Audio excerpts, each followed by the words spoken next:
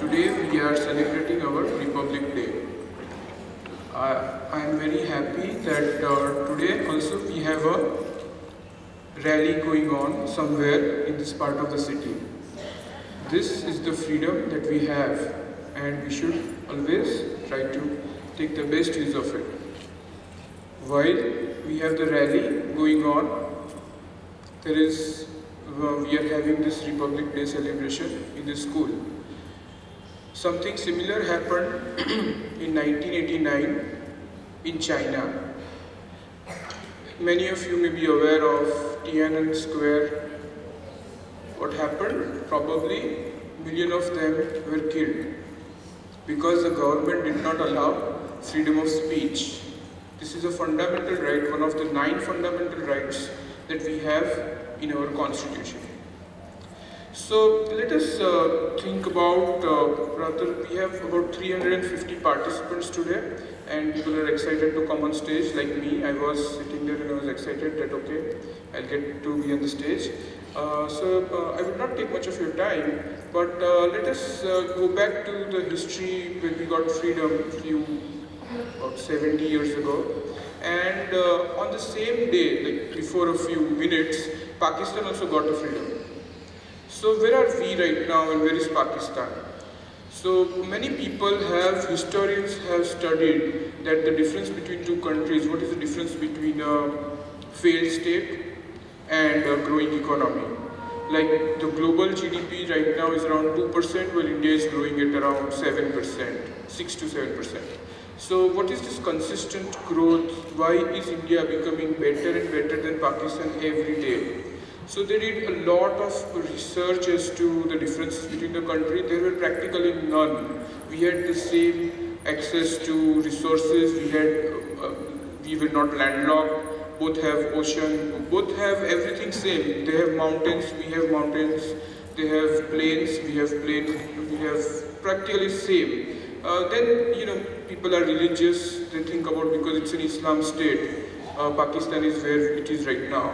But unfortunately, at the same time, like people forget that Turkey and Indonesia are also Muslim countries with similar constraints have progressed.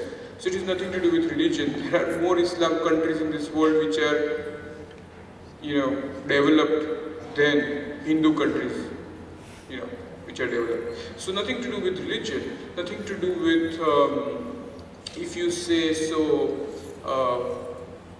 the political system. We have practically the same democracy, theoretically. Then there is one striking difference between India and Pakistan, which is constitution. So India got constitution about few years later, like I think about 3 years later in 1950, we got our constitution. And guess what? Do anybody know Pakistan when they got the constitution? Anybody? So before hating your neighbor, you should really get into their shoes. They really got their constitution 24 years after their freedom. Probably 27 years, I think. So they started late, after which there was military power, and most people they did not follow the constitution, even though it was in place 24 years later. So that's one of the differences where India has this democratic government. I know many of you don't like the government right now, be it center or state, or did not like it a few years ago. But that's not the point. The point is that we have a stable democracy power, and today we should be happy and proud about it, that we are way better than countries which are comparable to us. So China, Pakistan, these are all examples where freedom of speech, are not existent, like fundamental rights. But then we have an interesting case of, let us go to something called UK. UK, they do not have a constitution because they never got freedom from British rule. Guess what?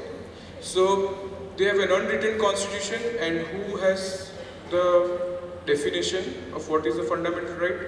The judiciary, the legislative authority, according to their views and fancies. Unfortunately, there is oral constitution. So we are better. We have a world's lengthiest constitution, and I have to make the justice to it in a very short speech.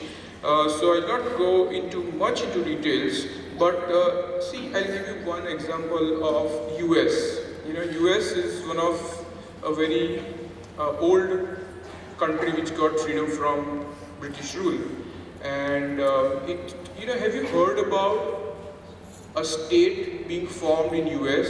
Like, we formed so many states. We formed Uttarakhand, we formed Jharkhand, we formed Telangana, we formed Goa. Goa was a union territory. Delhi is a state now. We formed so many new states. Have you heard about US? No, because their constitution does not allow them to make a new state. You know, it is maybe the world's most powerful economy, the biggest, richest country, but they cannot form a new state. You know, that's where India is so much blessed. While we don't know the benefits of forming a new state yet, but we have that power. So apart from that, what is the important thing which students get benefited from Constitution? Have you got any benefit from Constitution?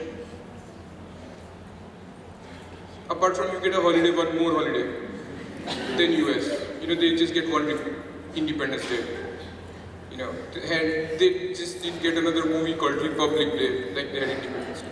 So apart from that, what's your benefit? Okay, so while I was thinking over and over again, what was the benefit of having a constitution, or such a great constitution? Then I struck upon this important fact that even in US, you know, the safety is a big question. In 2015, in US, United States of America, which is supposedly the most safest country because they don't have terrorist attacks anymore after 9/11, and they have this 373 large-scale killing incidents. So you know what is a large-scale killing incident? By definition, is more than 4 people died in one incident. And they had in 2015 alone, they had 373. That is more than one incident every single day of the year. You know, in not counting working days also, like not counting holidays also. So what happened? Why is US failing at large-scale killing incident? Because of their constitution. Guess what? Anybody has an idea what in constitution? What is the clause in constitution which creates large-scale killing a routine in US? Yes? That's a good try. Okay, so while we think that, okay, US is the safest country, they have a constitutional right to own firearms. So everybody can have a gun at their place, whether or not they know how to use it. Now what happened is large-scale killing is 373, but unfortunately in 2015, they have a homicide rate of, due to firearms, 11,000. So 11,000 people died just because of easy access to gun. So now gun control laws in US, they want to change it. But unfortunately, you know how it is difficult to change a constitution. Am I right? What does it take to change a constitution? In India, you can say it together, we all know it. 2/3 majority, right? You know what in US, what happens? You need a public referendum. So you need to practically do a voting that everybody in the country should say that, okay, we don't want gun control laws. So this is how our forefathers, this is the gift that we have got. It is very precious. We have got a constitution which is just right for our country to progress and, you know, safety. And there were like school children, they are safe because of gun control laws. In US, out of these 373, practically about 10% of these attacks were in schools and colleges, in which a person would bring a gun from his home and just do random firing. And this is such a small, there are like about 5 lines in which this right is given in the Constitution of US, but it has changed the whole, safety perception of the country. Anyway, so not taking much of your time, let us be thankful to our forefathers for giving this simple they started with 6 fundamental rights, we have added 3 more, so giving us these fundamental rights, and today we are here to ensure that India goes, it becomes from the third powerful country to becoming the #1 powerful country. Thank you for your time and wish you all the best.